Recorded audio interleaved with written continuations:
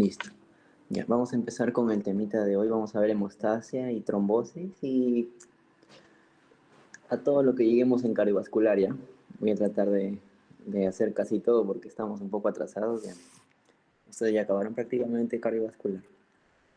Bien rápido es, ¿no? Se pasa rápido todo. Y este temita también de hemostasia y trombosis lo van a ver en el tema de bioquímica.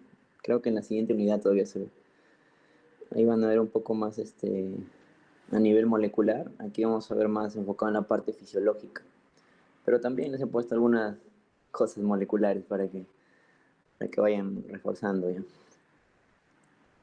Bien, entonces empezamos con hemostasia y trombosis. En primer lugar hay que saber algunas definiciones, ¿ya? Hemostasia, como dice acá en este pequeño cuadrito, es el conjunto de procesos biológicos cuya finalidad es mantener la fluidez de la sangre y la integridad del sistema vascular, para evitar y detener la pérdida de la sangre durante una lesión. Es decir, que la hemostasia implica mantener un equilibrio dentro del flujo sanguíneo, que ese flujo en algún momento no se vaya a detener y pueda ocasionar un coágulo, que si en este caso hablamos de un coágulo que se forma en un lugar que no debe ser o en un tiempo incorrecto, ahí se habla de lo que es trombosis. Trombosis es más para algo patológico, ¿ya? Es la formación de un coágulo en un lugar que no debería ser, ¿ya? O en un tiempo incorrecto. Eso es una trombosis. Hemostasia es un término más fisiológico, ¿ya? Que implica evitar que se pierda sangre por la rotura de un vaso, la lesión, a través de mecanismos que vamos a ver ahorita, ¿ya? Y hay dos tipos de hemostasia, dos tipos de hemostasia. Tenemos una hemostasia primaria y una hemostasia secundaria. Aquí en este esquemita está el resumen prácticamente de toda la clase, ¿ya? Tenemos en primer lugar que la hemostasia, como les digo, es el conjunto de procesos que van a evitar que la sangre deje de fluir dentro de los capilares o de los vasos sanguíneos en general, no solamente dentro de los capilares. Entonces, ocurre un daño vascular y ustedes saben que los vasos sanguíneos, ya vamos a ver en el tema de cardiovascular, en la parte justamente de vascular, los vasos sanguíneos están cubiertos en su parte más interna por la túnica íntima, ¿no? Que está formada de un endotelio y un subendotelio. Y cuando se daña ese endotelio, se expone el subendotelio, ¿no? Y el subendotelio está compuesto de tejido conjuntivo, ¿no? Es un tejido conjuntivo que tiene colágeno. Entonces se expone ahí el colágeno que está dentro de la capa subendotelial, ¿no? Dentro de la íntima del vaso sanguíneo, y empieza lo que es la hemostasia primaria.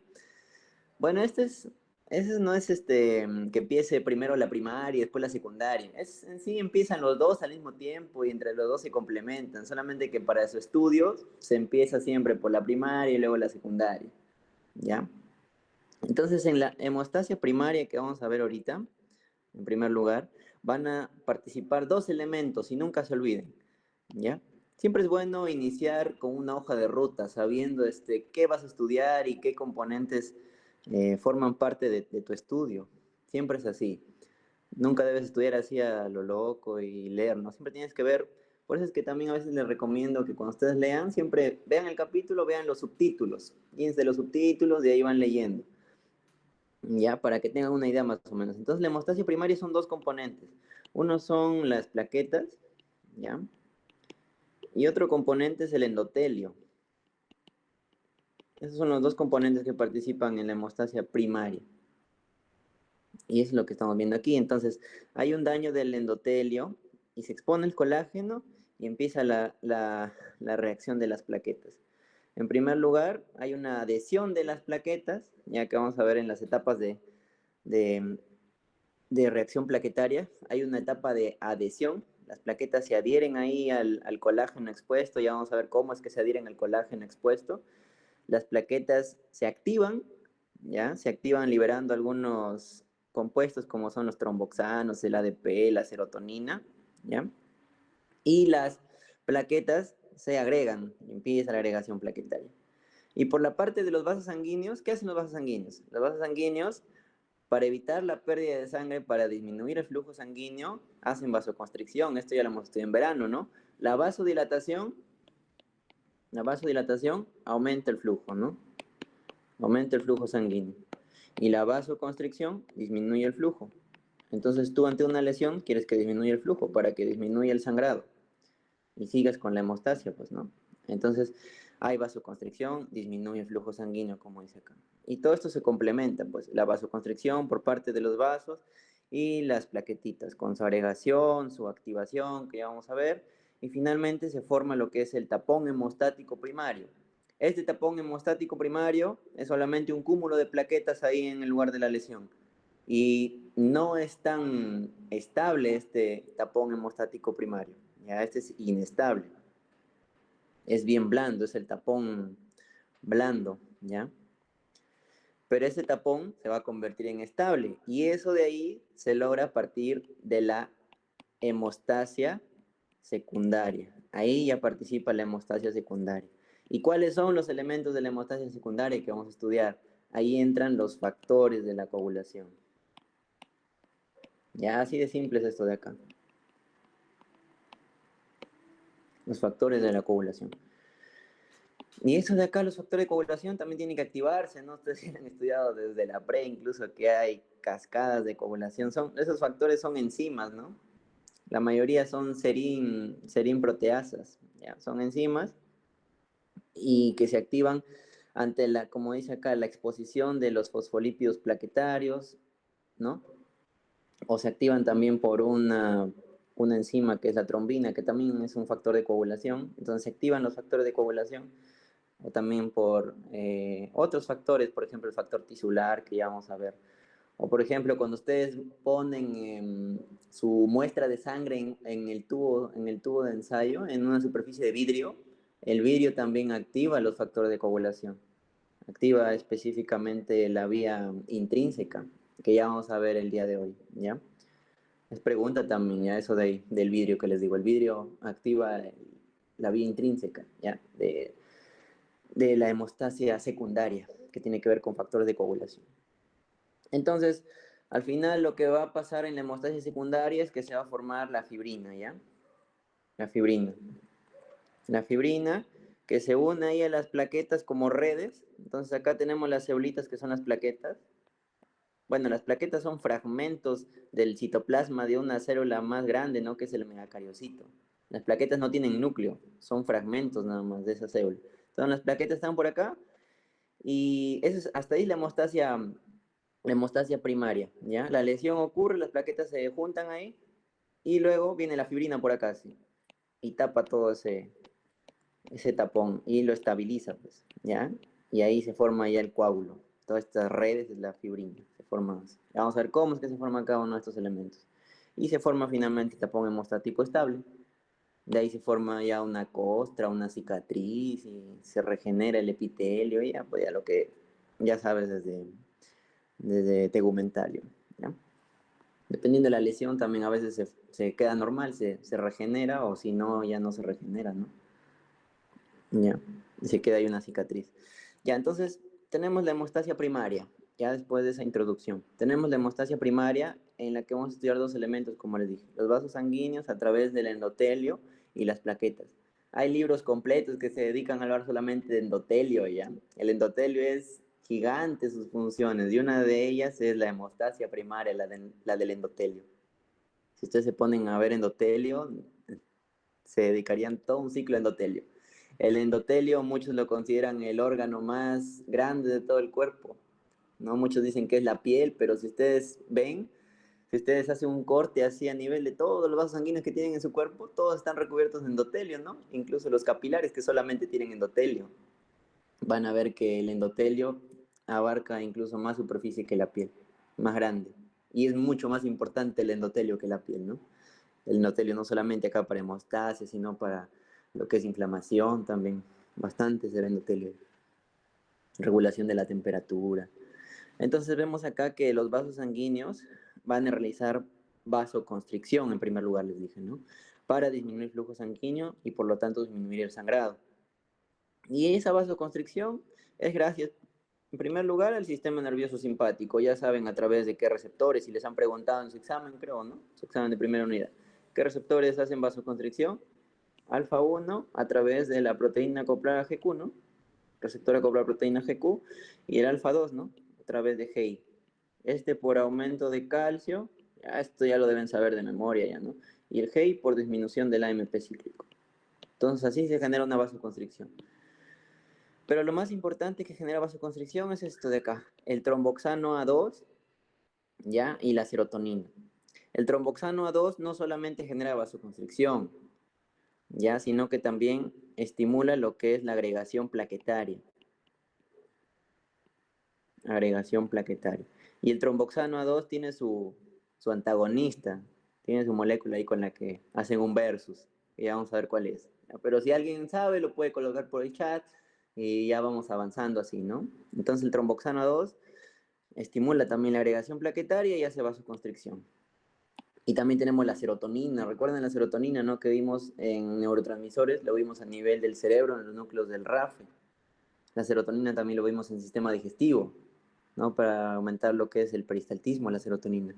Y la serotonina les dije que también lo íbamos a ver a nivel de hemostasia, y acá lo vamos a ver el día de hoy, la serotonina, ¿ya? Que también participa para realizar vasoconstricción. Aquí vemos el vasito, ¿ya? No se olviden, primer paso, la vasoconstricción. Pero como les digo, esto no es que primero se dé esto y después esto. Todo es en conjunto. En una lesión, todo es en conjunto, ¿ya? Al mismo tiempo. Luego tenemos el factor de Von Willebrand, ¿ya? El factor de Von Willebrand es otro componente que sirve acá para lo que es la adhesión y la agregación plaquetaria. Ya el factor de Von Willebrand se va a sintetizar a partir de plaquetas, ¿ya? Pero también el factor de Von Willebrand lo van a sintetizar el mismo endotelio. ¿Recuerdan los cuerpos de Weibel-Palade? Ya esos cuerpos de Weibel-Palade tenían el factor de Von Willebrand, ¿no? Eran pequeñas vesículas que tenían dentro al factor de Von Willebrand. Muy importante acá para la parte de hemostasia primaria, ¿ya? Y aparte, ¿qué más va a ser el factor de Von Willebrand? El factor de Von Willebrand va a servir de un transportador del factor de coagulación 8, ¿ya? Esa también puede ser pregunta para su examen. Factor de Von Willebrand para el transporte del factor de coagulación 8. Lo lleva hasta el sitio de la lesión al factor de coagulación 8 para que éste se active, ¿ya? Ya vamos a ver quién lo activa por ahí, el factor de coagulación 8, después cuando veamos la cascada de coagulación. Y ahora tenemos las plaquetas. Ya les había hablado generalidades de plaquetas en la clase previa a esta, ¿no? De la semana pasada. Teníamos que las plaquetitas derivaban del megacariocito, ¿no? Otra cosa de las plaquetas que les dije que nunca deben olvidar es su tiempo de vida, ya que el tiempo de vida es muy importante después para que analicen la acción de algunos fármacos, los fármacos antiplaquetarios. ¿Cuánto es el tiempo de vida medio de una plaqueta? De 7 a 10 días, ¿ya? De 7 a 10 días es el tiempo de vida de una plaquetita. ¿Cuánto es los valores normales de plaquetas que debe haber en sangre? De 150 a 450.000 plaquetas por milímetro cúbico de sangre. ¿Ya? Eso con respecto a plaquetitas nada más. Y ahora vamos a ver sus funciones, ¿ya? Sus funciones. Una de ellas es la hemostasia, pues como ya lo estamos viendo acá, ¿no? Entonces las plaquetas, les dije que van a tener tres, procesos, ¿no? Van a subir tres procesos durante la hemostasia primaria. Uno de ellos, la adhesión o iniciación. El otro, vamos a ver por acá, es la activación, se tienen que activar. Y una vez que se activan las plaquetas, empiezan a llamar a otras plaquetas y se agregan y forman el tapón hemostático primario, ¿ya? Que no es estable, recuerden, no es estable. Es prácticamente ese taponcito que al toque, si tú lo tocas, ya se desprende y sigue sangrando, ya no es estable. Y ya vamos a ver algunas pruebas ya que tienen que ver con eso. Seguro han hecho, ¿no? Que han realizado una incisión en el lóbulo de su oreja, ¿no? Y después han medido ahí con un papel filtro, ¿no? Cuánto tiempo sangra. Ya, eso vamos a ver también hoy día. Entonces tenemos acá la adhesión o iniciación de las plaquetas que inicia con el factor de von Willebrand. Este factor de von Willebrand, como les dije, está en los cuerpos de Weibel-Palade del endotelio o si no también en la misma plaqueta. Pero la cosa es que siempre hay factor de von Willebrand ya liberado. No es que recién espera para liberarse, ya está liberado. Ya. Es secretado por el endotelio a partir de los cuerpos de Weibel-Palade o por los gránulos alfa ya de las plaquetas. También vamos a ver que las plaquetas tienen en su estructura, vamos a ver acá la estructura de las plaquetitas. Lo que quiero que recuerden siempre son dos tipos de gránulos, ¿ya? Los gránulos alfa que están por acá, ahí están esos gránulos alfa, y estos gránulos de núcleo denso o gránulos densos. ¿Cuál es la diferencia entre estos dos? Así, para que nunca se olviden, los gránulos alfa van a llevar proteínas, ¿ya? Van a tener proteínas en su interior, los gránulos alfa. Nunca se olviden esa parte. Y los gránulos de núcleo denso, estos van a tener neurotransmisores, van a tener el ADP, que es importante también el ADP y ATP también. ADP y ADP para la ADP y ATP para la hemostasia. Y también van a tener lo que es el calcio, ¿ya? El calcio, los gránulos de núcleo denso. ¿No? Pero no contienen proteínas, pues como los gránulos alfa. Entonces el factor de von Willebrand está dentro de esos alfa, porque el factor de von Willebrand es una proteína, ¿ya? Y es secretado por las plaquetas a partir de gránulos alfa. Entonces, ¿qué pasa en la adhesión plaquetaria? Les dije que ya, la lesión ocurre, ¿no? Acá supuestamente había una célula que era una célula plana, ¿no? Del endotelio, una célula que forma parte de ese epitelio simple plano.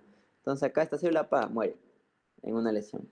Y se queda expuesto acá la capa subendotelial. ¿Y qué había ahí? Les dije colágeno, ¿no? Colágeno, colágeno. Y ese colágeno, vamos a ponerlo por acá ya, ahí colágeno, porque justamente acá está el factor de von Willebrand. Ahí está, se añade ahí el factor de von Willebrand, ¿ya? Y empieza la adhesión plaquetaria. Acá vemos otros componentes también, pero acá lo único que quiero que aprendan en esta parte de adhesión es que se une el factor de von Willebrand, ¿ya? Acá con el colágeno aquí, vamos a poner acá el colágeno, y acá el factor de von Willebrand, y esta es la plaqueta, y la plaqueta también tiene que tener su receptor, ¿no? Para el factor de von Willebrand, porque el factor de von Willebrand está acá en el subendotelio, se une acá el colágeno, aquí así, ¿y cuál es el receptor de la plaqueta para el factor de von Willebrand? Entonces pregunta también, es el factor, bueno, el receptor GP1B59. Ya, esta es la parte quizás más difícil de hemostasia porque tienen estas moléculas, como les digo, que les preguntan también en bioquímica. Ya, 1B/5/9. Ya, así se llama. Ese es el receptor. Que en sí es una glucoproteína, por eso se llama GP. Ya no se olviden. Ese es el que se une al factor de von Willebrand. El 1B59. Este. Que ahora vamos a ver por acá, ¿no? Ahí está. Ahí está. Receptor para el factor de von Willebrand. Son receptores dentro de las plaquetas. ¿Ya? Luego tenemos aquí la siguiente fase, que es la activación. Y acá en la activación, o también llamada extensión, las plaquetas van a empezar a liberar sustancias. ¿Y cuáles son esas sustancias que van a liberar? Van a liberar todas sus sustancias que están dentro de sus glándulos densos o dentro de sus glándulos alfa. ¿Ya? En eso consiste la activación. Entonces, acá están los componentes de cada tipo de gránulo. Como les dije, para resumir, en los alfa vamos a encontrar proteínas. Entonces, ¿cuáles son los componentes de los gránulos alfa? Aquí están, ¿no? Tenemos al fibrinógeno, el factor de von Willebrand, que ya les dije, la fibronectina, la vitronectina, factor de crecimiento derivado de plaquetas, ¿no? Aquí está este famoso factor de crecimiento, ¿no? El factor 4 plaquetario, el factor 5, el factor 11 también, ¿ya? La proteína S, esta proteína S va a servir como anticoagulante, ¿ya? Anticoagulante, junto con otra proteína que es la C. El cininógeno, de alto peso molecular, ese de acá es para la coagulación, y el fibrinógeno, que también es un factor de la coagulación, el fibrinógeno, ¿no? Es el factor de coagulación 1, que lo vimos en la clase pasada. Ya dentro de los gránulos densos vamos a encontrar lo que es el ADP, el ATP, que ya les dije, serotonina, calcio, fosfatos. ¿No? No son proteínas. Esa es la diferencia entre gránulos densos y alfa, para que nunca se olviden, porque les preguntan también componentes de gránulos densos y alfa. Pero es sencillo, ¿ya? Todo lo que no sea proteínas es de gránulos densos, ¿ya? Para que nunca se olviden. Entonces se activan y se libera todo. O sea que la plaqueta va, se libera toditito, ¿ya? Se activa la plaqueta. Y tiene dos formas de activarse la plaqueta, ¿no?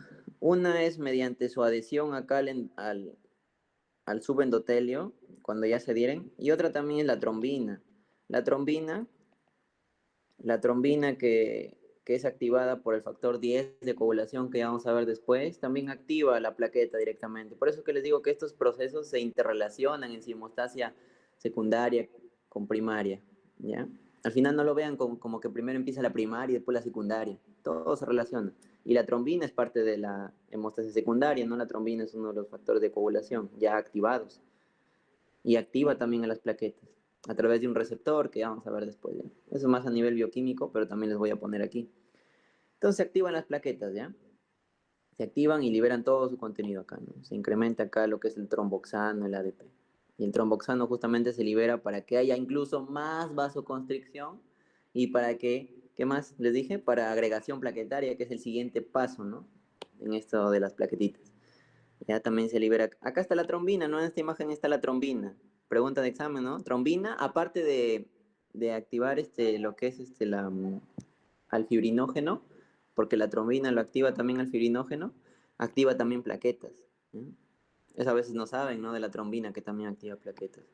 Ahí está el ADP, el tromboxano, la adrenalina, serotonina, ¿sí? Todo se libera ahí, las plaquetas se activan. ¿Ya? Y hay vías acá de activación para que se desgranule la plaqueta, para que se libere todos sus gránulos, tiene que haber un aumento de calcio. Así como vimos para que se libere un neurotransmisor, que tiene que haber aumento de calcio, también acá, en la activación aumenta el calcio. Y hay distintas vías que van a activar el calcio. Una de ellas, como ya saben, es a través de una proteína GQ que va a estimular fosfolipasa C beta y que aumenta calcio finalmente, ¿no? Eso ya saben. Y se exocita todos los gránulos, densos y alfa, y todo se libera. Otra vía es a partir de la COX también, la ciclooxigenasa 1 y 2, ya que al final lo que hacen es producir tromboxano A2, ya, a partir de ácido araquidónico, la COX. ¿Y cuál es el fármaco que inhibe la COX? Que ustedes la han usado seguro para su prueba de... es la aspirina, ¿no? Le dan a sus compañeros que consuman aspirina o cualquier AINE, un ibuprofeno también, ¿no? Los AINES. Los AINES que son inhibidores ahí de la... Lo voy a hacer así, con una barrita. Inhibidores ahí de la COX, ¿ya? Principalmente la aspirina, ¿no? Tiene una inhibición irreversible, que ya lo van a ver después. Inhibición irreversible de la COX, entonces se inhibe la COX, ya no se produce el tromboxano, pues ya no se produce el tromboxano y entonces ya no hay hemostasia primaria y por eso sus compañeros seguro sangraban más, ¿no? En su oreja cuando le hicieron la prueba de Duke, ¿ya?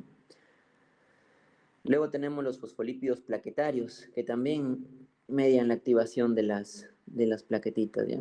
Porque ustedes saben que las plaquetas tienen su bicapa de fosfolípidos, ¿no? Tienen uno específicamente, que es la serina, ¿no? La serina, como ustedes saben, uy, así no era, así no, así los fosfolípidos son así, y así son varios fosfolípidos así, y uno de ellos, el que está en la bicapa interna, perdón, en la monocapa, ¿no? Monocapa interna, es la serina, ¿no? La fosfatidilserina, ¿no?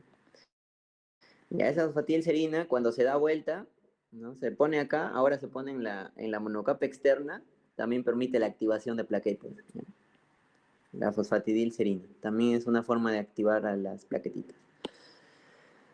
Finalmente, el último paso es la agregación. Ya las plaquetas se han adherido, se han activado, ahora todas se pegan entre ellas y se agregan. Ya, ya. Ninguna se queda sola.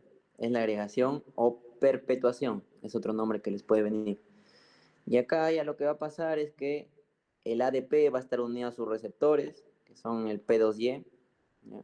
P2Y. Este P2Y, si les preguntan, es un receptor acoplado a proteína GQ, ¿ya?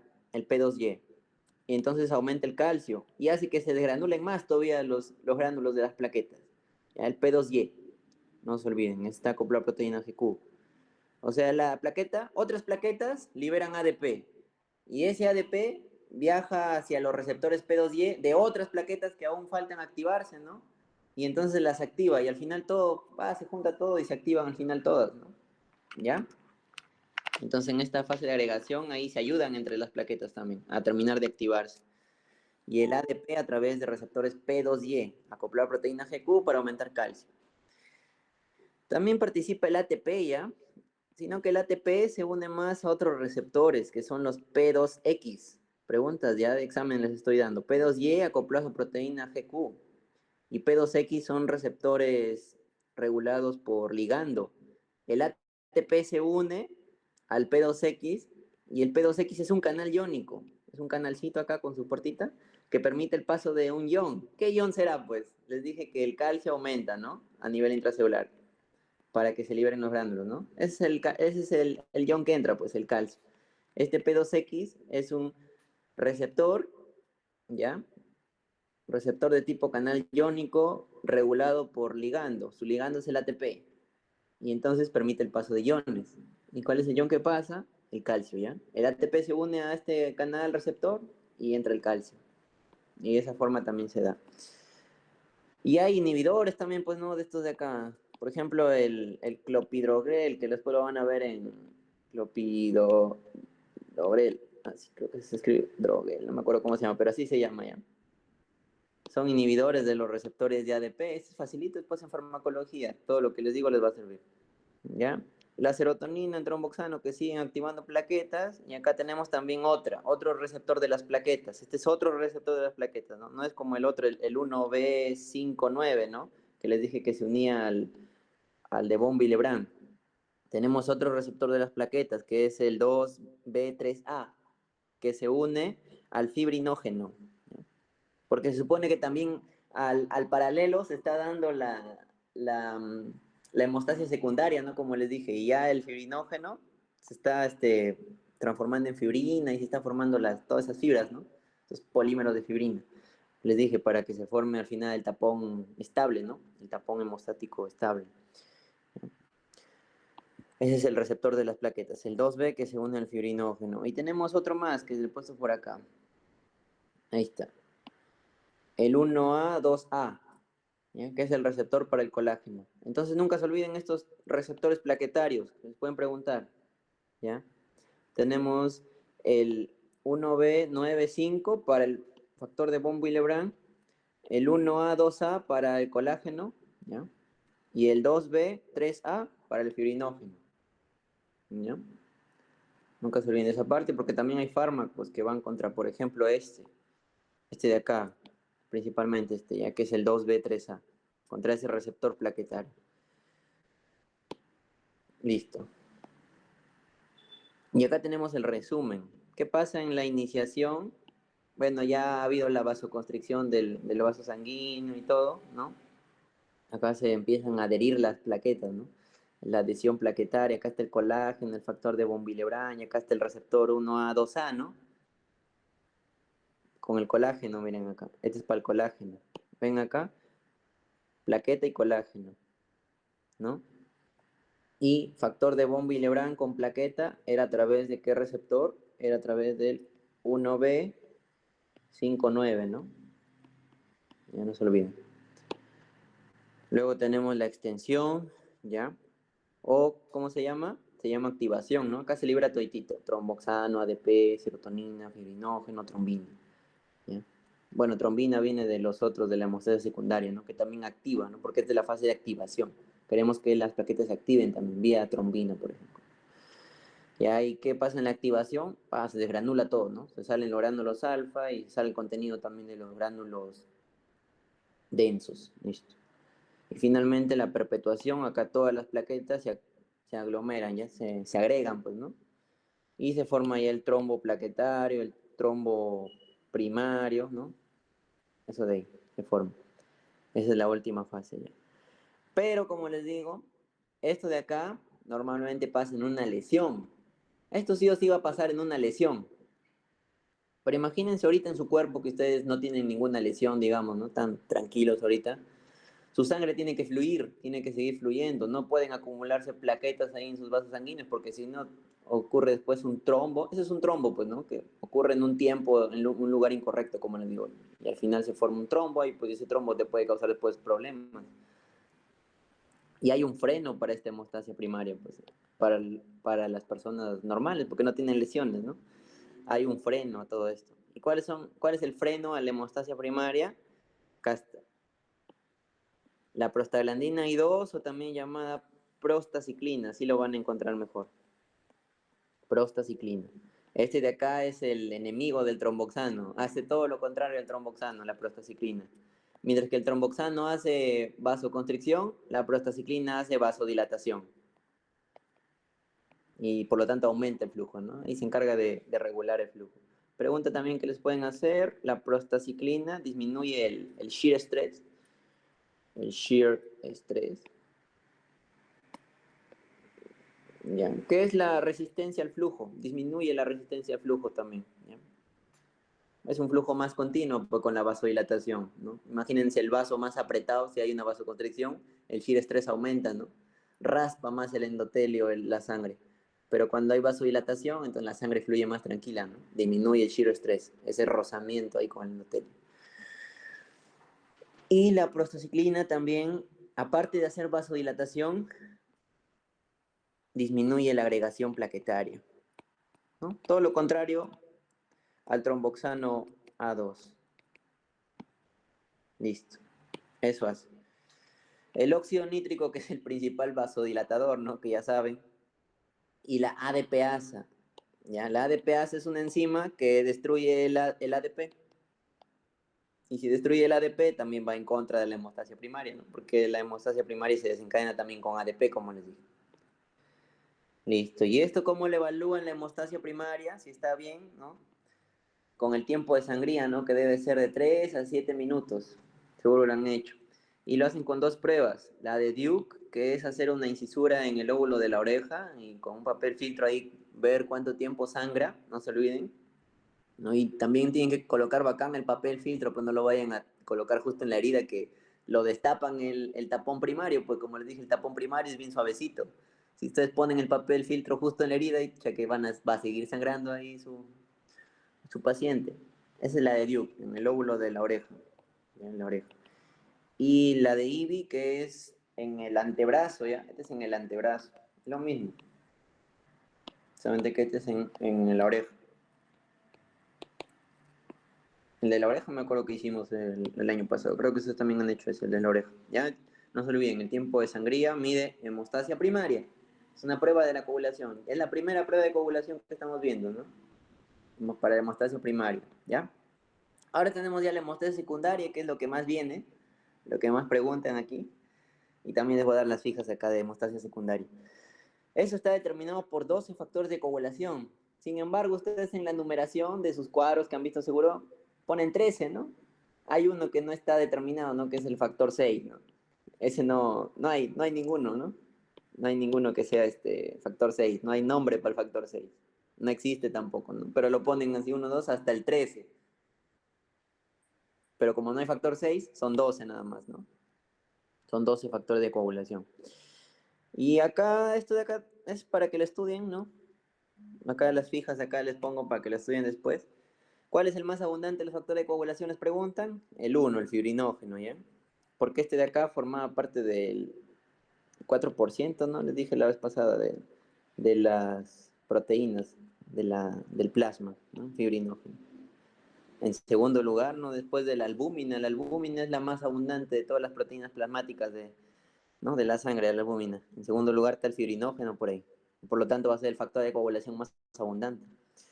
Todos se producen en el hígado, excepto el factor 3, que es el tisular, y el 4, que es el calcio. Pues el calcio, ¿qué se va a producir en el hígado? Y el 3, que es el tisular, que se produce en el endotelio.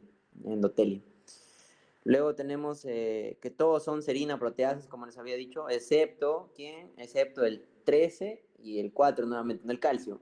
El calcio es el 4. Ya no se olviden, ahí está el calcio. Todos son proteínas, excepto el 4, pues, ¿no? El 4 es el calcio, es un ion. Y bueno, más que proteínas son enzimas, ¿no? Pero igual casi todas las enzimas son proteínas, ¿no?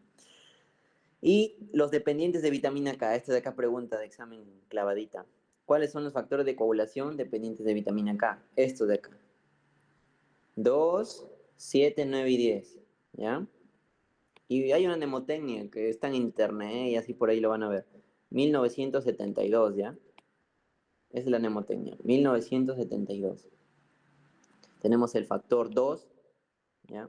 2, el factor 7, el factor 9 y el 1 que es del 10, ¿ya? Factor 10. Son 4 factores de coagulación dependientes de vitamina K. Pero también hay otros factores que no son que promueven la coagulación, sino estos son anticoagulantes. Anticoagulantes, ¿ya? Que son las proteínas C y la proteína S. Por eso le he puesto amarillito, ¿ya? C y S. Y hay una mnemotecnia por ahí también que junta todo ya para que ustedes se la aprendan, ¿no? Y ustedes dicen así, les preguntan cuáles son las proteínas que participan en hemostasia secundaria dependientes de vitamina K.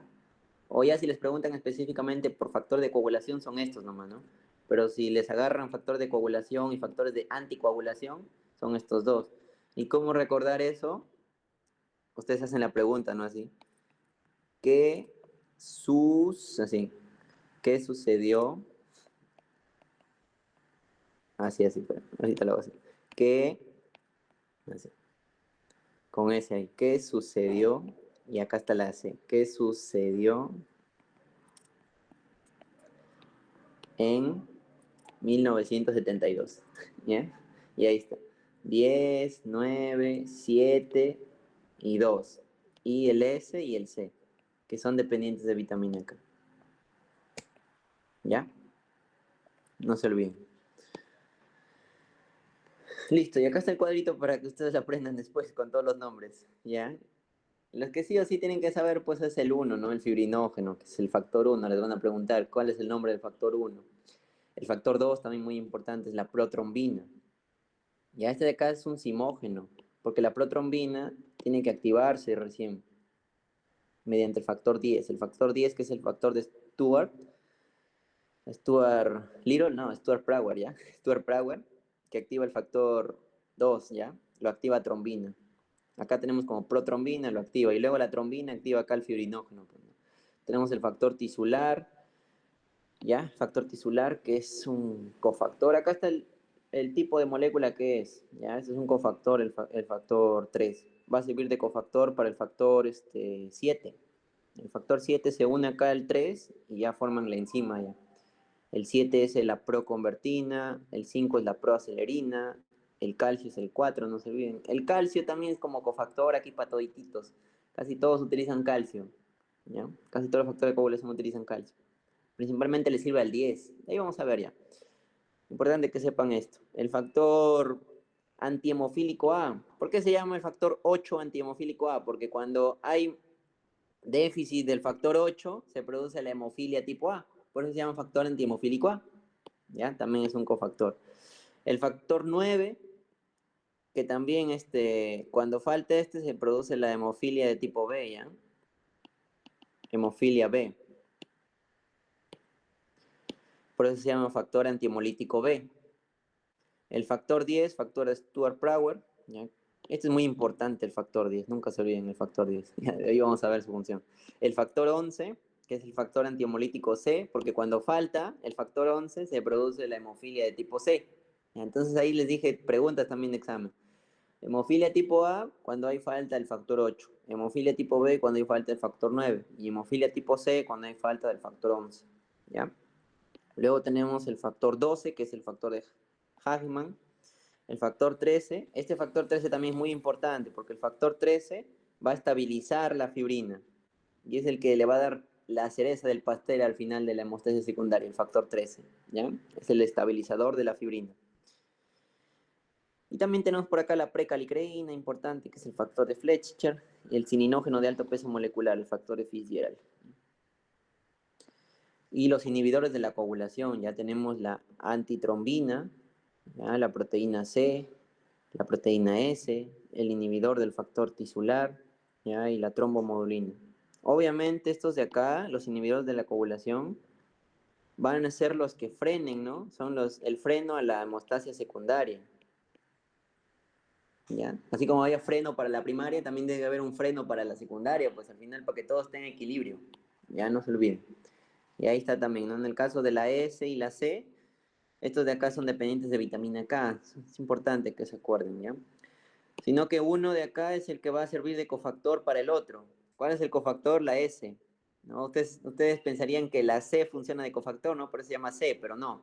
La C no es el cofactor. La proteína S es el cofactor del C. ¿Ya? Cuando se unen ya está como una enzima activa la proteína C, ¿no? Para evitar la coagulación, ¿no? Evitar la hemostasia secundaria. Y ahí acá rapidito veamos las vías, pues tenemos dos vías, que esto también es el modelo clásico, pero no es que sea así tampoco, no es que se active solamente una vía o que se active solamente la otra. Las dos se activan al final, ¿ya? Las dos se activan. Hay un modelo ya moderno ya de esto ya pasó ya, sino que se sigue estudiando esta parte, pues, porque es una forma más pedagógica de que todos aprendamos. Pero al final, como les digo, no se produce uno primero o solamente esto y el otro después, ¿no? Así no, es en complemento todo, ¿ya? Pero vamos a estudiarlo así para iniciar y después ustedes pueden leer lo que sea, ya, artículos por ahí, otros esquemas de coagulación. En primer lugar tenemos la vía extrínseca, ¿ya? Que es la más larguita. No, perdón, la más cortita, ¿ya? La vía extrínseca es la más cortita. La vía más larguita es la intrínseca. Pero al final van a ver que lo van a aprender los dos. La vía extrínseca se llamaba así porque pensaban que se activaba porque había un estímulo que estaba fuera de la sangre o fuera del plasma. Era activado por estímulos fuera del plasma, por eso se llama extrínseca. Y esta de acá intrínseca se llamaba así porque se pensaba que eran activada por estímulos que estaban dentro del plasma. ¿Ya? Por eso. Entonces, ¿cuál es el que inicia la vía extrínseca y por qué se inicia la vía extrínseca? Eso está por aquí. Vamos a ver aquí. Aquí. El resumen, ¿ya? El factor que inicia es el factor 3, el factor tisular, que está en el endotelio que les dije, ¿no? También está por el factor tisular. ¿Cuál es lo que inicia? Una lesión externa, pues una lesión de la pared o de algún tejido extravascular, ¿no? Esta vía extrínseca se activaría, por ejemplo, en el cáncer, también por ahí una célula tumoral que haga metástasis y llegue por ahí a los vasos, dañando por ahí los vasos, también se activa por ahí, ¿ya? La vía extrínseca, ¿ya? Eh, Está incompleto, que he puesto acá factores, pues.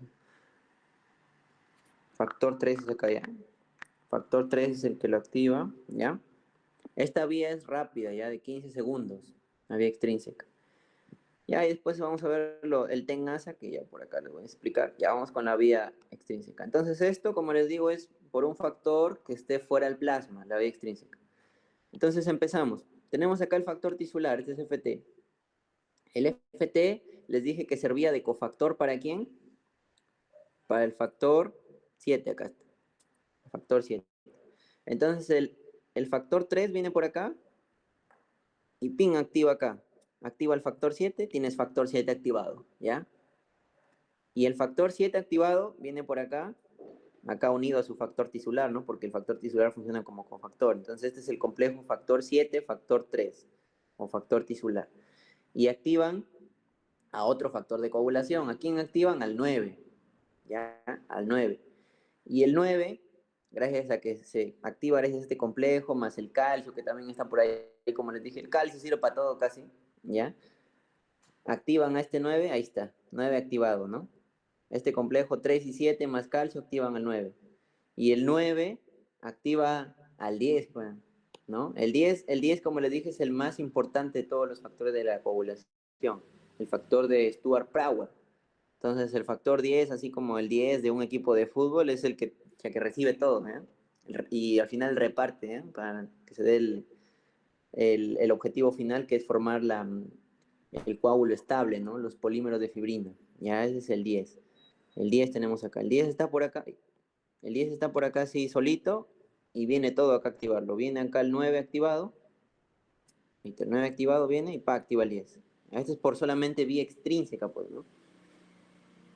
Ya, acá está el 9 activado. Y también viene por acá el 8 ya.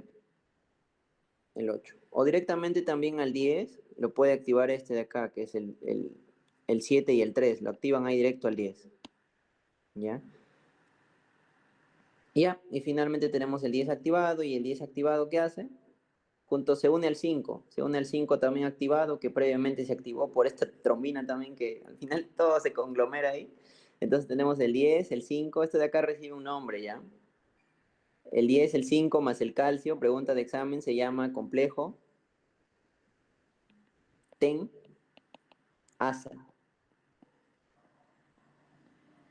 perdón, este complejo, está equivocando con el otro. Factor 5 activado, factor 10 activado y el calcio se llama factor protrombinasa, se llama, ¿eh? Protrombinasa, protrombinasa, ¿ya? Factor protrombinasa se llama eso. ¿Y por qué se llama factor protrombinasa? Porque va a activar a la protrombina que está acá como PT. Protrombina se activa y tienes acá ya la trombina, que es el factor 2 activado. ¿Y qué hace la trombina? Les dije, la trombina activada activa el fibrinógeno en fibrina.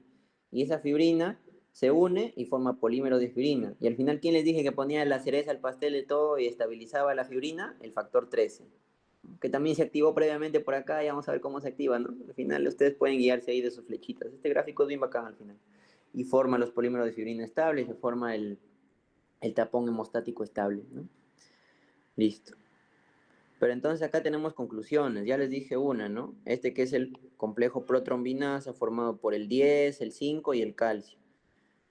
Y el otro que les dije, el TEN-ASA, ese se llama TEN-ASA, es el factor que activa al complejo protrombinasa, por eso se llama TEN-ASA. Y como está acá, es activado por el tisular y el 7, el 3 y el 7, y el calcio, como vemos aquí.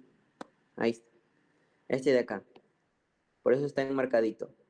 Ya el 7 y el tisular son el TEN-ASA de la vía extrínseca. ¿Por qué se llama TEN-ASA? Porque activa el 10, pues. TEN de 10. 10 en inglés, TEN, ¿no? TEN-ASA. Porque activa el 10. Y ese 10 con el 5 más el calcio forman este complejo, que es el complejo protrombinasa. Protrombinasa. Porque va a activar a la trombina, a la protrombina, ¿no? ¿Ya? Esa es por un lado la vía extrínseca. Ahora vamos con la vía intrínseca. La vía intrínseca inicia con el factor 12, ¿ya? ¿Cómo se acuerdan esto? La I de un palito, ¿no? Y empiezan así el 12, ¿ya? Así, 12. Ponen así 12, ¿ya? Intrínseca. La extrínseca empiezan por el 3, no se olviden, el 3. La intrínseca, como les digo, se activa por un estímulo dentro del plasma, pero también pueden ser por estímulos externos, así que no hay mucha diferencia entre la extrínseca y la intrínseca. Uno de ellos, como les dije, es el vidrio, ya el vidrio. El vidrio activa la intrínseca. Acá están todos los factores, ¿no? El vidrio porque tiene cargas negativas, eso se pueden preguntar. Ya una superficie negativa activa la vía intrínseca, el colágeno y un trauma también, ya. La vía intrínseca. Principalmente esto de acá, el caolín, también hay una sustancia que es el caolín, también tiene carga negativa. Todo lo que tenga carga negativa al final te va a, estimular la vía intrínseca, ¿ya? ¿Quién es el que inicia? El 12. El 12, ¿cómo se activa? Acá por el quininógeno de alto peso molecular, ¿qué es esto? ¿Ya? Quininógeno de alto peso molecular. Y la precalicreína, ¿ya? O sea, acá es el quininógeno, esta es la precalicreína, que activan acá al factor 12, y tienes factor 12 activado, que es el que inicia la vía intrínseca, perdón. Tienes el 12 activa ¿a quién? Activa el 11, ¿ya? El 11 activado lo tienes acá, activa el 9 activado se une con el 8 que está por acá, el 8 activado que vino de la activación de acá de la trombina, ¿no? La trombina activa el 8 y el 8 activado con el 9 activado forman el TEN-ASA de la vía intrínseca. Listo, esas son las diferencias, ¿ya? ¿Quién forma el TEN-ASA de la vía extrínseca? Extrínseca, el 7 y el tisular, o el 7 y el 3, ¿no? ¿Y quién forma el TEN-ASA, el que activa el 10 y el 5 de la vía intrínseca? Estos de acá, el 9 y el 8, ¿ya? Y entonces nuevamente se repite lo mismo, se activa el 10 se une al 5 activado con el calcio, va, y al final se forma el tapón hemostático secundario, ¿no? O el estable, ¿ya? Y acá tenemos algunos defectos que les dije. Cuando falta el factor 8 tenemos hemofilia tipo A, cuando falta el 11 tenemos hemofilia tipo C, cuando falta el 9 hemofilia tipo B, ¿ya? Y así al final, como les dije acá, importancia de eso, los TEN-ASA y los protrombinasa. En el caso de los TEN-ASA de cada vía, ¿no? De la vía extrínseca, el 8 y el 7 y el tisular. Y de la vía intrínseca, el 8 y el 9, ¿ya? ¿Qué más de acá de este gráfico podemos sacar? Las funciones de la trombina, pues, de la trombina. La trombina no solamente activa el fibrinógeno, la trombina hace más cosas, miren, como ven acá.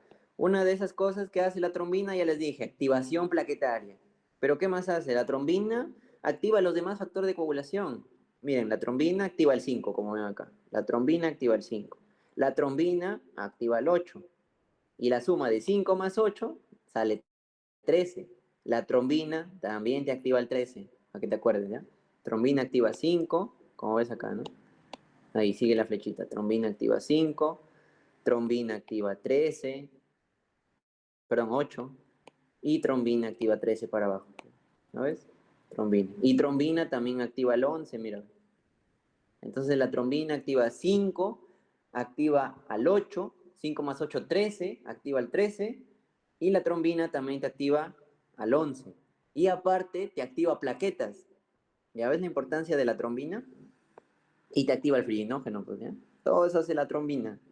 Hace varias cosas la trombina, que por ahí le he puesto al final en el resumen para que ustedes lo estudien. Entonces, acá está el resumen de la vía intrínseca, también llamada vía de contacto. Esta vía es un poquito más lenta, ¿ya? Más lentita. Ya, y acá están, el factor que inicia es el 12, como les dije. Su TEN-ASA o 10-ASA, ¿cómo es? El 9 y el 8, más el calcio también, ¿no? El calcio siempre está metido por ahí, como les dije. Al final, lo que tú quieres activar es al 10, ¿no? Al centro del campo, el 10. Ya. ¿Y cómo evalúas la vía intrínseca? La vía intrínseca acá también hay su prueba de coagulación, que es la prueba que evalúa el tiempo de tromboplastina parcial activada, que es el TTPA, que tiene que ser de 25 a 45 segundos en promedio. Esos son valores normales. Si este TTPA está aumentado es porque la persona tiene problemas para la coagulación. Pues en una hemofilia, ¿cómo estaría? Estaría aumentado, ¿no? Sería mayor este tiempo en una hemofilia, ¿ya? En una hemofilia, por ejemplo, en este caso evalúas vía intrínseca, ¿no? Y se llama así tiempo de tromboplastina parcial activada porque es el más largo, ¿no? Les dije que esta vía intrínseca también es la más lenta. ¿Por qué? Porque, o sea, que miren todos los factores que tienen que activarse, miren por acá. El 12, 11, 9, 8 y al final llegas al 10. No es como la vía extrínseca, que al toque tienes el 3, el 7 y el 3, el 7 activan al toque el 10, ¿no? Es más cortita, es más rápida. Esta acá es más lenta la vía intrínseca. Y por eso su prueba de coagulación tiene el nombre más largo también. Así yo me aprendí esta parte, porque era difícil aprenderse los nombres, ¿no? Pero el tiempo más largo de la prueba, ¿no? La prueba con el nombre más largo evalúa la vía más larga, que es la intrínseca, ¿ya? El tiempo de tromboplastina parcial activada, es la forma para que se la aprendan, de 25 a 45 segundos. Está aumentada cuando falta alguno de los factores de acá que participan en la vía intrínseca. Por ejemplo, en una hemofilia A, en una hemofilia A, el tiempo de tromboplastina parcial activada estaría aumentado. En una hemofilia C también. En una hemofilia B también, ¿ya? Si te falta el 12 también. Si te falta por ahí el quininógeno de alto peso molecular, la precalicreína también. Cualquier cosa que te falte estos componentes de la vía intrínseca, te van a dar un aumento del tiempo de tromboplastina parcial activada. Aumento, eso de preguntas de bioquímica, eso de ahí vino, ¿ya? También les pueden preguntar en fisiología. Ya. Entonces no se olviden que es la vía lenta, ¿ya? Luego tenemos la vía extrínseca. Ya les había dicho un poquito, esta se activa por el tisular, ¿no? Es más rápida porque es cortita, pues 3 7 10, ¿no? 3 7 10 al toque, 3 7 10. La otra es 12 11 9 8 10, ¿no? Demora un poquito más. La vía extrínseca es al toque, es rápida. Ahí está su tenasa, que es el 3 el 7 el calcio, y se evalúa con el tiempo de protrombina, ¿no? Hasta la prueba de coagulación su nombre es más corto, ¿no? Tiempo de protrombina, que es de 10 a 14 segundos, ¿ya? Esto de acá estaría aumentado cuando falta factor 3 o cuando falta factor 7, ¿no? Ahí estaría aumentada este tiempo de protrombina, ¿ya? Y hay otra cosa también, la razón normalizada internacional, o INR, ¿ya? En inglés, ¿no? INR, que tiene un valor de 0.93 a 1.93. Este INR también tiene que estar normal, pues si no la persona también tendría un problema acá en lo que es el tiempo de protrombina. ¿Por qué? Porque este INR evalúa el tiempo de protrombina del paciente en relación con el tiempo de protrombina del laboratorio en el que te hagas la prueba, ¿ya? Si esto de acá sale por encima de este valor, ¿no? Sale mayor a 1.93 o mayor a 2, ¿no? Mayor a 2 es porque el paciente también tiene un problema en lo que es la vía intrínseca, ¿no? Es importante evaluar. Va a salir aumentado, ¿ya? Luego tenemos la vía común. La vía común ya pues la que pertenece, a la cual llegan todos, pues que llegan al factor 10, ¿no? El factor 10 con el factor 5 y el calcio, les dije que formaba el complejo protrombinasa, que acá está. ¿Cuáles son las funciones de la trombina? Ya les he dicho algunas, ¿no? Activación del fibrinógeno en fibrina. ¿Qué más hace? Activa los factores 5, 8, 5 más 8, 13 y el 11 también está por ahí, ¿no? Activa el endotelio también la trombina, ¿no? Para liberación de óxido nítrico, de prostaciclina, de ADP, de factor de von Willebrand, del activador de plasminógeno tisular, ¿no? O sea, la trombina al final también hace como retroalimentación negativa, ¿no? Porque si activa óxido nítrico, disminuye todo esto de la hemostasia, ¿no? Porque el óxido nítrico te hace vasodilatación. Prostaciclina también vasodilatación, ¿no? Pero también aumenta más todavía la hemostasia primaria, miren, libera ADP, factor de von Willebrand. El activador de plasminógeno, al final lo que va a hacer es activar al plasminógeno, va a formar la plasmina, y la plasmina es una molécula importante, la plasmina, para realizar la destrucción del coágulo. Ya, o sea, tú ya formaste el coágulo secundario y el estable con los polímeros de fibrina. Ahora quieres destruirlo. ¿Quién hace eso? La plasmina. ¿Ya? La plasmina destruye la fibrina. Destruye IPS. ¿Ya? Y también la trombina, ¿qué más hace la trombina? Acá hay que resaltar esto de las funciones de la trombina, ¿eh? Vamos a resaltarlo acá. Funciones de la trombina. Activa plaquetas, ¿ya? A través del receptor de activador de plaquetas, pues el PAR1, ¿ya? Así se llama, receptor activador de plaquetas. La trombina se une a ese receptor de las plaquetas y las activa, ¿ya? Y acá tenemos los factores dependientes de vitamina K, cómo funcionan. Lo que hace la vitamina K es servir para gamma carboxilar a los residuos de ácido glutámico o al glutamato de estas enzimas, pues del factor 2, el 7, el 9 y el 10, ¿no? Y también de las proteínas C y S, ¿ya? Y eso de ahí hace que el factor de coagulación, ¿ya? Se una a los fosfolípidos de la membrana del endotelio o de las plaquetas, ¿ya? Porque los factores de coagulación están por la sangre, pues, pero cuando llegan al sitio de la lesión tienen que adherirse a esa zona, pues. ¿Y cómo hacen para adherirse? Lo hacen a través de estos factores, pues, ¿no? Tenemos acá un factor que no está carboxilado. Acá hay una carboxilasa, pues, ¿no? Que carboxila justamente en este residuo de glutamato, dentro del factor de coagulación, ¿no? Que puede ser un factor 2, un factor 7, un factor 9 o un factor 10. Todos esos de ahí tienen residuos de ácido glutámico o de glutamato que van a servir para ser carboxilados, ¿ya? Y la vitamina K es importante para esa carboxilasa. Y entonces acá ya tienes con vitamina K, el factor ya está carboxilado con su ácido, en su ácido glutámico, pues, ¿no? Acá está. Y como ese ácido glutámico está carboxilado, tiene dos CO negativos, ¿no? CO negativos, dos grupos carboxilo ahí. Y como son negativos, se unen al calcio que es positivo. Y junto con el calcio, se unen acá a la membrana de una plaqueta o a la membrana de una célula endotelial, ¿no? De la zona de la lesión. Pero imagínense, si no estuviera carboxilado, ¿no? No estuviera acá con su CO, ya no se une al calcio que está por ahí también. Y ya no se puede unir acá a la membrana de las plaquetas o del endotelio, ¿ya? Y como les dije, estos fosfolípidos tienen que estar cargados negativamente. Uno de ellos es la fosfatidilcerina. Fosfatidil, porque la fosfatidilcerina tiene cargas negativas, pues, ¿no? Que se une al calcio, pues. El calcio al final sirve de intermediario, ¿no? Para los residuos carboxilo, ¿no? Del factor de coagulación que ha sido carboxilado, ¿no? Ahí está negativo, calcio positivo, se une. Pero ¿quién le aporta la otra carga negativa? Acá, la fosfatidilcerina, que les dije que se da vuelta, ¿no? En la plaqueta, ¿ya? ¿Ya? O en el endotelio, se da vuelta y sirve ahí para zona de unión, para todos los factores de coagulación, para que actúen en esa zona, pues, específica. No quieres que actúen en otra zona, ¿ya? No se olviden los factores dependientes de vitamina K. Y este es el nuevo modelo de la coagulación. Este es moderno, pues como les dije. Este es más facilito, ¿ya? Eso no tienen que aprenderse. Lo que tienen que aprenderse es lo anterior que les he enseñado, ¿ya? Tienen que aprendérselo vía intrínseca o vía extrínseca, porque así les preguntan. Todavía no llegamos a este punto que les preguntan esta parte.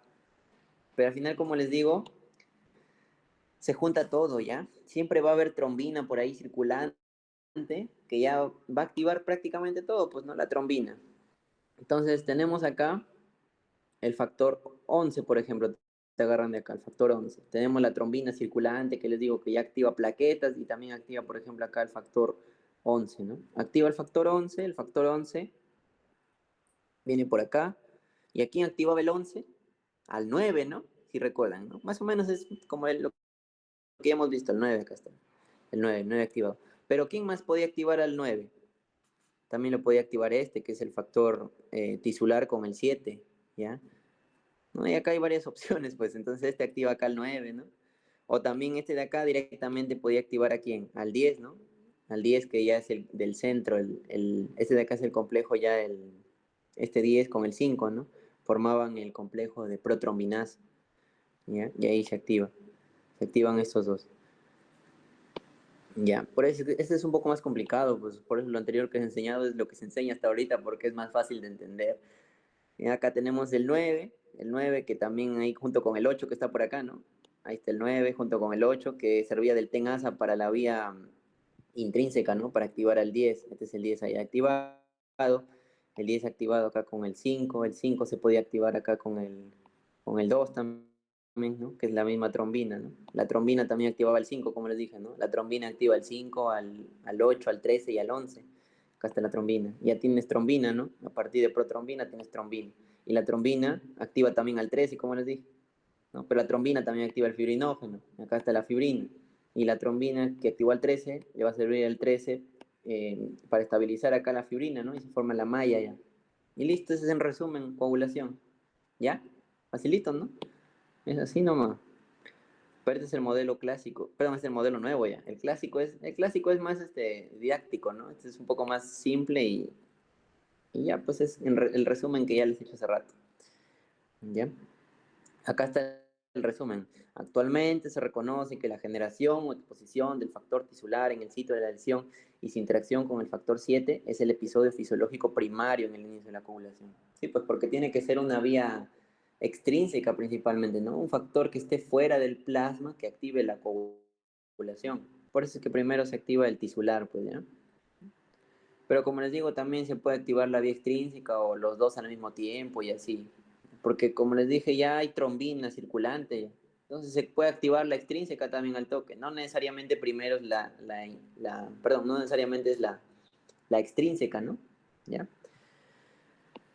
Y que componentes de la vía intrínseca, factor 8, 9 y 11 son responsables de la amplificación del proceso solo después de que una pequeña cantidad de trombina ha sido generada. ¿Ya? Listo. Eso es lo que se conoce hasta ahora. Y acá es el resumen de las moléculas que les he enseñado también. El resumen de algunas moléculas, bueno, algunas, ¿no? Acá, por ejemplo, tenemos la prostaciclina o PGI, ¿ya? Que hace vasodilatación, inhibición de agregación plaquetaria, ¿no? Lo contrario aquí, al tromboxano 2, que no está por acá, creo. No, no está. Y entre otras sustancias que vamos a ver ahorita ya. Todo esto de acá, como hemos visto, es hemostasia secundaria. Pero ahora hay que poner un freno también a la hemostasia secundaria, ¿ya? Porque no puede haber tampoco hemostasia secundaria en un lugar ni un tiempo inadecuado que produzca una trombosis, ¿no? Si se produce esto, ya es una patología, ya pues tiene que haber un freno.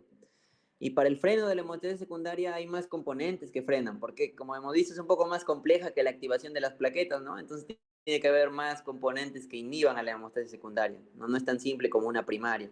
Entonces son tres. Vamos a ver primero el sistema de anticoagulación, ¿ya? El otro es el sistema fibrinolítico, ¿ya? Ahí eso nomás son. Sí, sino que aparte del sistema fibrinolítico, vamos a ver un sistema antifibrinolítico. Gracias. Pero este de acá ya no sería como freno, ¿no? ¿Ya? Sería como un componente procoagulante, ¿no? Algo que te inhiba la fibrinólisis. ¿Ya? Vamos a ver los dos componentes que frenan la hemostasis secundaria. Entonces, ¿cómo frenamos la hemostasis secundaria? Tenemos que frenar a los factores de coagulación. Uno es, por eso es que el primer sistema es el sistema de anticoagulación. Y acá tenemos la antitrombina, ¿no? Como les dije, la trombina es lo más importante para formar al final el coágulo secundario, el tapón secundario, el tapón estable. Entonces tiene que haber una antitrombina. Y esa antitrombina es la antitrombina 3, ¿no? Pero también le pueden llamar así de frente antitrombina. Tenemos también las proteínas C y S, vamos a ver cómo funcionan esas. El inhibidor de la vía del factor tisular, ¿ya? El TFPI, inhibidor del factor tisular, el factor 3, y la trombomodulina, ¿ya? Trombomodulina con proteínas C y S van a participar en conjunto, ¿ya? Y ahorita vamos a ver la antitrombina, ¿ya? Y este ya pues directamente es un inhibidor del factor tisular. Ya, y esta es la antitrombina. ¿Cómo funciona la antitrombina? La antitrombina es un inhibidor de la trombina, como está aquí. Aquí está. Esta es la trombina, ¿no? Tenemos acá la trombina activada y esta es la antitrombina. Se une acá en su sitio activo de la trombina, porque la trombina es una enzima, ¿no? Acá está. Se une acá, como vemos aquí, ahí. Se une acá y ese es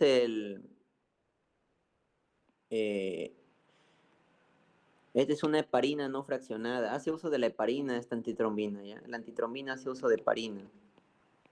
La heparina liberada por mastocitos, por basófilos, ¿ya? Por ahí siempre, la heparina también siempre está en sangre, pues, ¿ya? Por eso es que también hay heparina así exógena, esa heparina que usan en el laboratorio para evitar la coagulación, porque pones heparina en la sangre y trabaja junto con la antitrombina para evitar la coagulación, pues y que tu sangre siga líquida, a que no se vaya a coagular y ya después ya no puedes usarlo para hacer alguna muestra, ¿no? De glucosa, de cualquier cosa. Entonces la antitrombina trabaja con la heparina. Y una de esas heparinas, la que tenemos en el cuerpo, es la heparina no fraccionada, ¿ya? Eso significa KHNF, heparina no fraccionada. También lo pueden dar como fármaco, ¿eh? Eso lo van a ver en farmacología. Entonces tenemos acá la antitrombina que se une acá a la heparina no fraccionada. Tiene un sitio para la heparina no fraccionada y un sitio para inhibir acá a la trombina, ¿ya? Entonces se forma este complejo y acá la trombina está secuestrada en este complejo, ¿no? Y ya no puede activar a todo lo que activa, porque ya hemos visto, ¿ya? Listo. Y acá también tenemos que la antitrombina puede inactivar al factor 10. Miren, al factor 10, al Stuart Prowell. Tenemos acá nuevamente acá, en este caso lo hace a través de una heparina eh, de alto peso molecular, ¿ya? Esto significa heparina de alto peso molecular, HBPM, ¿ya? No, perdón, de bajo peso molecular, ¿ya? De bajo peso. La B es de bajo, ¿ya? Heparina de bajo peso molecular. Entonces acá tiene un sitio también para esta heparina de bajo peso molecular, ¿ya? Y se une acá al factor 10 también, ¿ya? Y lo inhibe el factor 10. Pero también puede inhibir al factor 10 uniéndose a una heparina no fraccionada, ¿ya? Tenemos acá la heparina no fraccionada, su sitio para unirse con la antitrombina, y se une al factor 10 y lo inhibe también. Entonces acá la conclusión a la que quiero llegar es que la antitrombina puede inhibir tanto al factor 10 como al factor 2, pero lo hace de distintas formas. Si quiere inhibir al factor 10, puede unirse tanto a una heparina no fraccionada como a una heparina de bajo peso molecular, ¿no? A los dos tipos de heparina que tenemos en el cuerpo.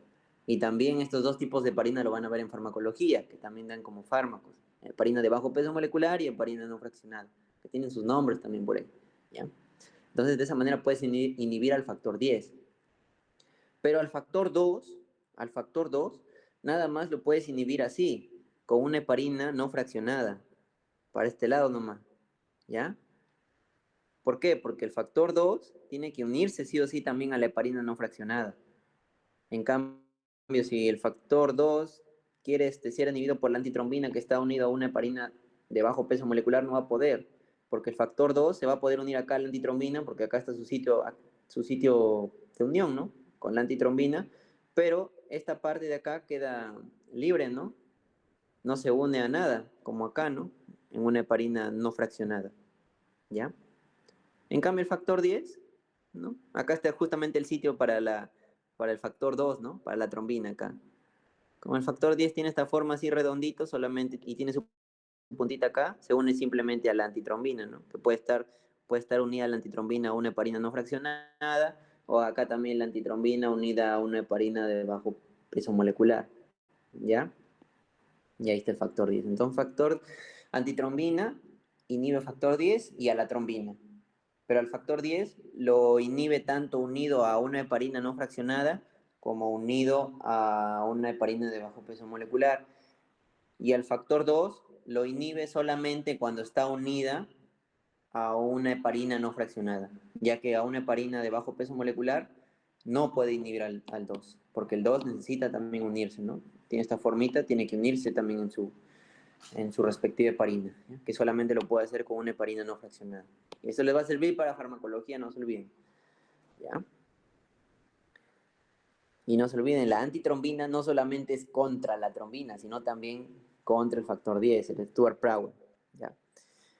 Y el otro sistema es mediante las proteínas S que están por acá y la proteína C. ¿Quién es la enzima? Esta, ¿no? La proteína C. ¿Quién es el cofactor? La proteína S. Recuerden que los dos dependen de vitamina K también. Igualito también. Tienen que carboxilarse. Entonces acá nuevamente tenemos la protrombina, tenemos la trombina, acá tenemos el factor 10, el calcio y el 5 también, ¿no? Que activan. El 5 con el 10, con el calcio, activan acá a la trombina, ¿no? Este es el complejo. ¿Cómo se llama este complejo? Se llama complejo protrombinasa, ¿no? Y acá tenemos la proteína C y la proteína C y la proteína S. En primer lugar, vemos acá que en el endotelio va a haber una proteína que se llama la trombomodulina. Estos son receptores. Esta trombomodulina va a servir de receptor para la trombina en el endotelio, ¿ya? La trombina viene por acá, se une, ¿no? Y lo secuestra y la trombomodulina la trombina, pues, ¿ya? Pero ese secuestro no va a servir de mucho si es que no actúa también la proteína C.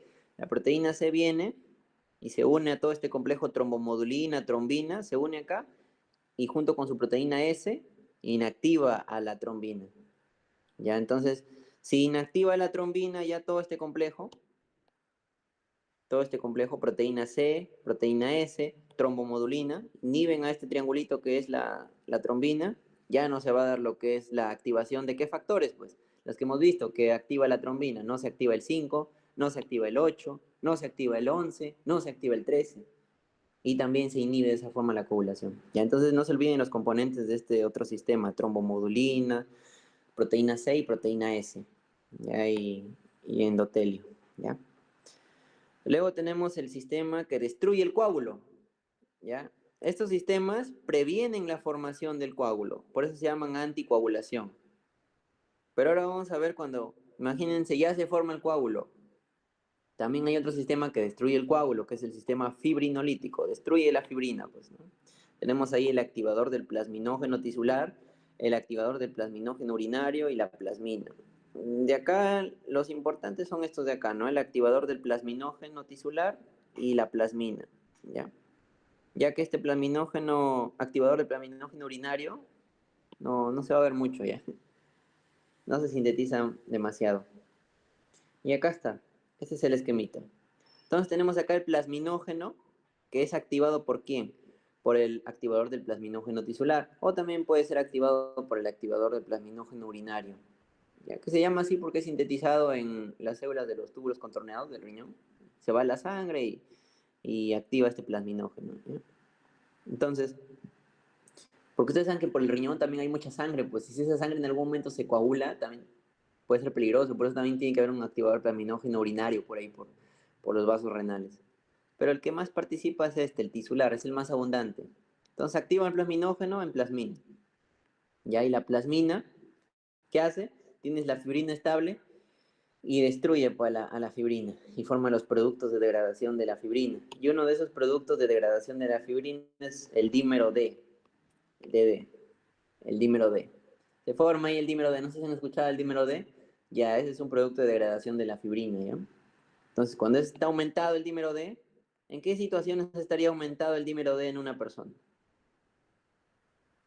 En una situación de una hemorragia, ¿no?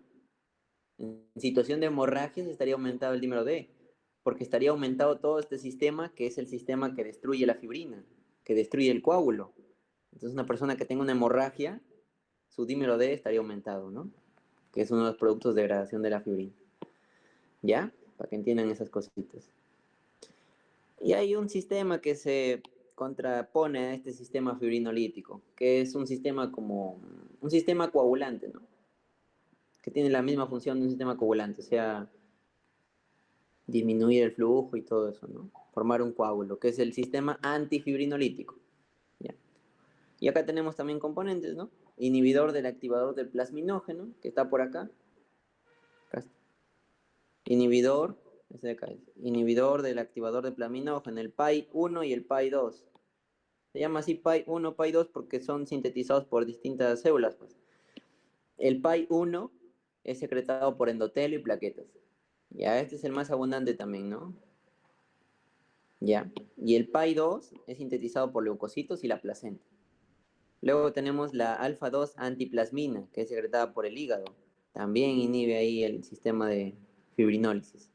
Y el inhibidor de la fibrinólisis activado por trombo. ¿Ya?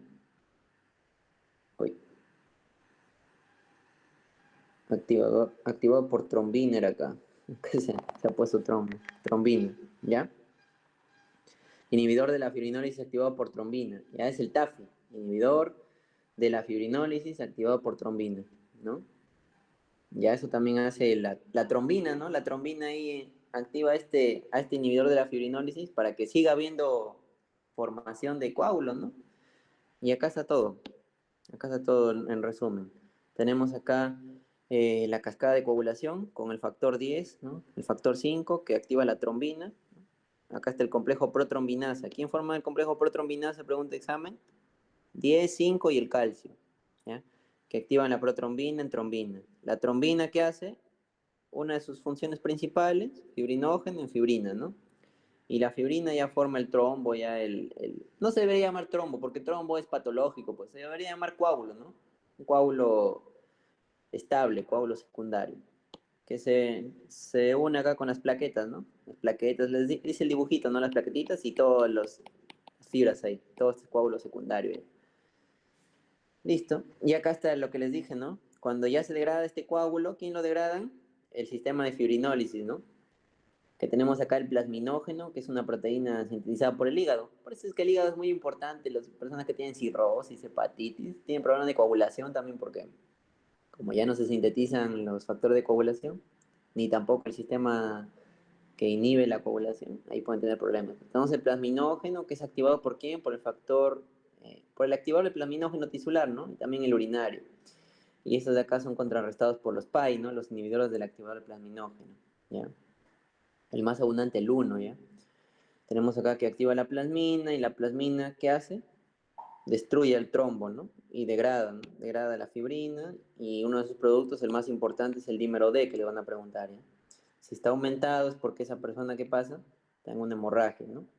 Porque está que se destruyen todos sus sistemas de coagulación. En una hemorragia está aumentado el dímero D. A la plasmina también lo inhiben algunas proteínas, la alfa-2 antiplasmina, pues por eso se llama antiplasmina, ¿ya? Y el TAFI, ¿ya? El inhibidor este de acá, ¿no? El inhibidor de la fibrinólisis activado por trombina, ¿ya? El TAFI. Listo. ¿Alguna pregunta está ahí sobre coagulación? Ya terminamos, para pasar a cardiovascular. Activen su chat, ¿no? 8:30 empezamos con cardiovascular. Voy a parar la grabación.